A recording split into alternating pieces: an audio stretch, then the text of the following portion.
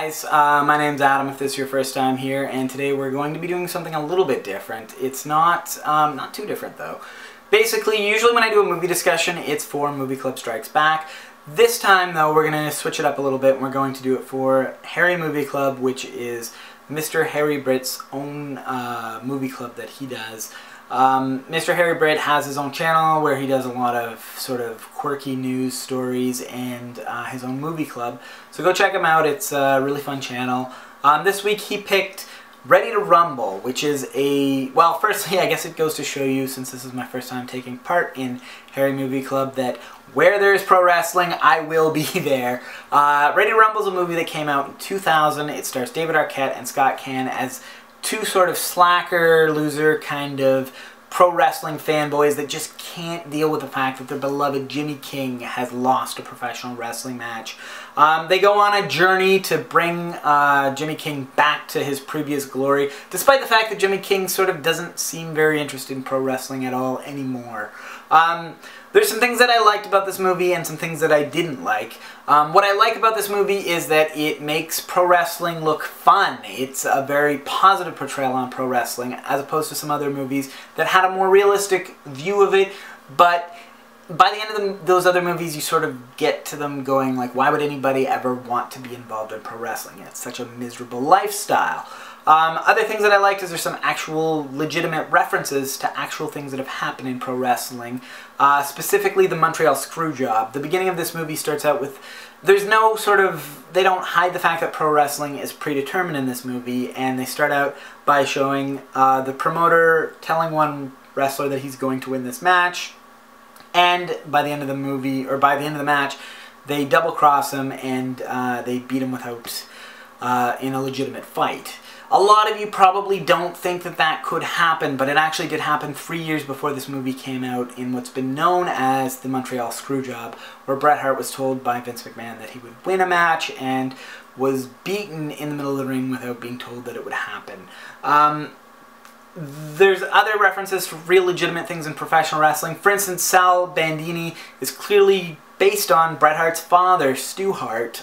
He's this older, non-threatening older gentleman that you wouldn't think could hurt a fly, but because he's so versed in catch-as-catch-can wrestling, as soon as he gets his hands on you, he'll torture you with his bare hands. There's a few other people that it could have been, that this character could have been based on, for instance, Lou Thesz or Billy Robinson, but I think Stu Hart is sort of the one that most people would recognize. He's sort of the most famous example of this old man that tortures people with their bare hands, and despite the fact that he can barely walk. Things that I don't like.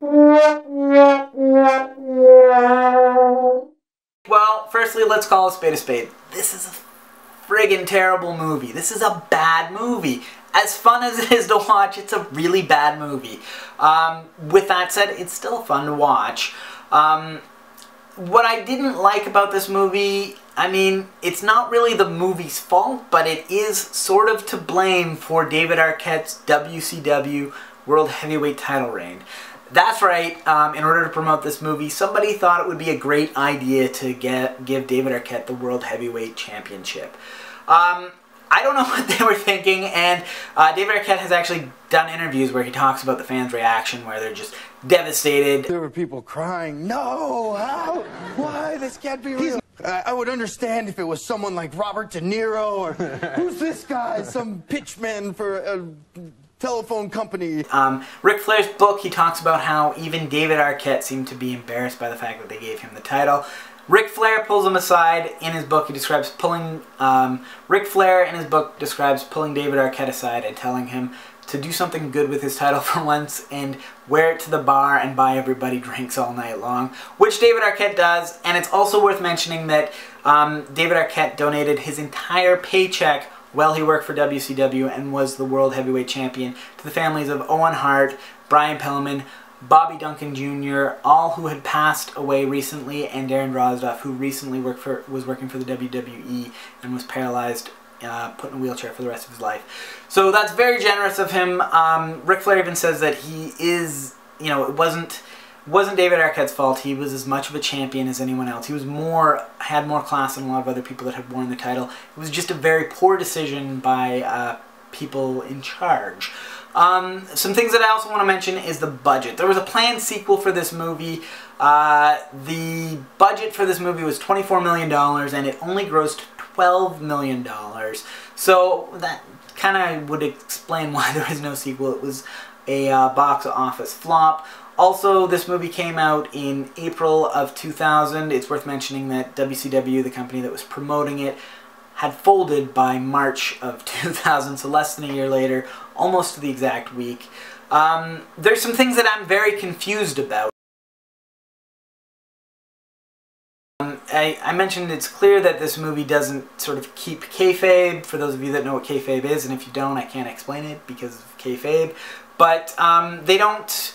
In the beginning of the movie, they make it clear that, you know, they're not trying to hide the fact that wrestling is predetermined, but at the end of the match, there's legitimate, what looks like a legitimate fight, but they're doing pro wrestling moves. You know, they throw each other into the ropes and they bounce back, which is, you know, that shows that it's not a legitimate actual fight. So it's very confusing at the end of the movie, and there's run-ins. And another thing that I didn't understand is, why doesn't Dallas Page just agree to lose a title and take a cut of this $1 million check that the promoter promised to him? And even more so is, why does the promoter decide to throw in $1 million if he'll win? He doesn't even want the guy working for his company, and then Jimmy King gets him to agree to this match where he'll get his job back, and then he's like, and I'll also throw in $1 million if you do it.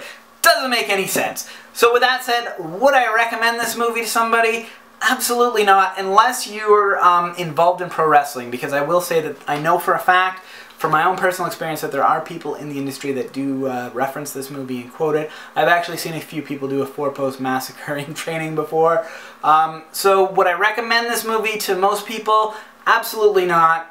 It's a terrible movie, but if you don't care and you're looking for something fun, it is worth checking out, just because it's a fun movie.